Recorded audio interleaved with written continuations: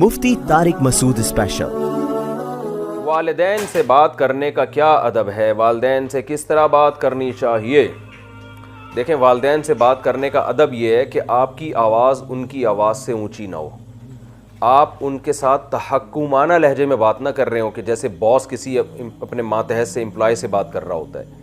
بہت ہی وَخْفِضْ لَهُمَا جَنَاحَ الذُّلِّ مِنَ الرَّحْمَةِ، قرآن کہتے ہیں رحمت سے ذلت کے بازوؤں کو جھکا کے رکھنا ہے ان کے سامنے۔ آپ نے ایسے لگ رہا ہو کہ جیسے آپ کسی بہت بڑے آفیسر سے بات کر رہے ہیں، آپ بہت چھوٹے ہیں اور وہ بہت بڑے ہیں۔ تو اور نبی صلی اللہ علیہ وسلم نے فرمایا کہ احق الناس بحسن خلقک امک، او کما قال صلی اللہ علیہ وسلم، سب سے زیادہ میٹھے انداز سے جو بات کرنی ہے وہ ماں سے کرنی ہے۔ اور حدیث میں آتا ہے کہ ماں کا حق باپ سے حسن اخلاق میں 3 گنا زیادہ ہے۔ دیکھیں، آرڈر تو جہاں باپ اور ماں کے آرڈر میں ٹکراؤ ہو تو گھر کا سربراہ چونکہ باپ ہے تو پھر اس میں تو باپ کی بات کو شریعت کہتی ہے کہ مانا جائے، کیونکہ سربراہ ہے وہ نا۔ تو جہاں ماں الگ بات کا حکم دے رہی ہے، ابا الگ بات کا حکم دے رہے ہیں، تو وہاں آرڈر باپ کا مانا جائے گا۔ تعظیم بھی باپ کی شریعت میں ماں سے زیادہ ہے۔ ماں کی بھی تعظیم ہے لیکن باپ چونکہ سربراہ ہے تو اس کی تعظیم ماں سے زیادہ یعنی کرنی چاہیے۔ لیکن محبت یعنی محبت سے میری مراد ہے مٹھاس، لب و لہجے میں مٹھاس اور نرمی۔ تو اس کے بارے میں صحیح حدیث موجود ہے۔ صحابی نے پوچھا من احق الناس بحسن خلقی، یا رسول اللہ میرے سب سے اچھے اخلاق کا مستحق کون ہے؟ اخلاق سے مراد کس سے میں سب سے میٹھے لہجے میں بات کروں؟ تو آپ نے فرمایا تمہاری ماں۔ صحابی نے پوچھا ماں کے بعد؟ فرمایا پھر ماں۔ پھر پوچھا ماں کے، پھر تیسرے نمبر پہ فرمایا پھر ماں، پھر اس کے بعد ابا، پھر اس کے بعد ابو کا، تمہارے والد ہیں۔ تو اس لیے آپ والد سے بھی بہت میٹھے لہجے میں بات کریں، اور جب بات کریں تو آپ اپنے کلام میں 1 چمچ چینی گھول دیں، اور جب آپ اماں سے اپنی بات کریں، والدہ سے بات کریں، تو اس کلام میں 3 چمچ چینی گھول دیں۔ آپ اتنا میٹھا کلام ہونا چاہیے۔ بہت شریعت میں حکم ہے کہ ماں باپ سے بات بہت احتیاط سے کی جائے، بہت میٹھے لہجے میں کی جائے۔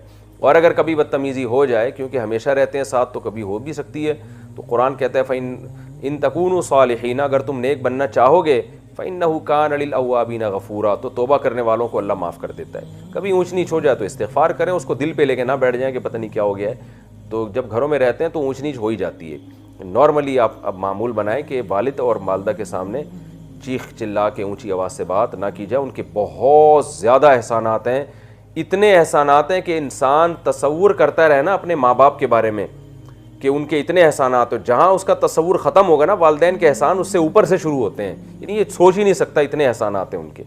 کیا ہر نماز کے لیے نیا وضو افضل ہے؟ اگر پہلے سے وضو ہو تو اسی وضو سے نماز پڑھنا بہتر ہے، یا ہر نماز کے لیے نیا وضو کرنا بہتر ہے؟ ام حسنین کراچی سے۔ ہر نماز کے لیے نیا وضو کرنا افضل ہے، اگرچہ پچھلے وضو سے بھی نماز جائز ہے، لیکن نبی صلی اللہ علیہ وسلم نے فرمایا کہ اگر مجھے امت پر مشقت کا خوف نہ ہوتا تو میں ہر نماز کے لیے ان کو وضو کا حکم دیتا۔ تو افضل یہی ہے کہ ہر نماز کے لیے نیا وضو کیا کریں۔ کیا ایزی لوڈ کے زیادہ پیسے لینا سود ہے؟ یہاں UAE میں زیادہ تر مشینوں پر ایزی لوڈ ہوتا ہے، زیادہ تر مشینوں پر ایزی لوڈ ہوتا ہے۔ یہاں جو بنگلہ دیش کے لوگ ہیں 5 کے 5.5 لیتے ہیں، جبکہ مشینیں 5 کے 4 لے رہی ہیں۔ تو کیا یہ پیسوں میں زیادتی یا کمی سود کے زمرے میں آتا ہے؟ افضال احمد ابو ظہبی سے۔ افضال بھائی دیکھیں، اگر وہ آپ کو کوئی بنگلہ دیش کے لوگ ہوں یا افغانستان کے ہوں یا جاپان کے ہوں، اگر وہ آپ کو کوئی سروس دے رہے ہیں نا تو اس سروس کے پیسے لے سکتے ہیں۔ لیکن اگر وہ یہ کر رہے ہیں کہ وہ کہتے ہیں کہ ہم یہ بیلنس آپ کی طرف سے ڈال دیں گے، آپ ہمیں پیسے بعد میں دے دینا، اور بعد میں زیادہ کر کے لے رہے ہیں، تو پھر یہ سود ہے۔ اس لیے کہ گویا انہوں نے آپ کو قرض دیا اور اس قرض ایسے دیا کہ آپ کے لیے بیلنس ڈال دیا، اور جب بعد میں وصولی کر رہے ہیں تو بڑھا کے لے رہے ہیں، تو یہ غلط ہو جائے گا۔ اور اگر یہ ہو رہا ہے کہ بھئی آپ ان کو پیسے دے رہے ہیں اور وہ چارجز سروس چارجز کے طور پر، یا کوئی محنت آپ کی خدمت کر رہے ہیں نا کہ مشین ان کے پاس رکھی ہوئی ہے، اس مشین کے ذریعے وہ بیلنس ڈال رہے ہیں، تو وہ اس کے اپنے الگ سے 1 روپیہ آپ سے لے رہے ہیں، تو پھر یہ جائز ہے۔ تو مجھے پوری صورتحال معلوم نہیں ہے، اس لیے میں یقینی طور پر اس کے بارے میں کچھ کہہ نہیں سکتا جب تک آپ مجھے پوری اس کنڈیشن بتائیں گے نہیں کہ پریکٹیکلی ہو کیا رہا ہے۔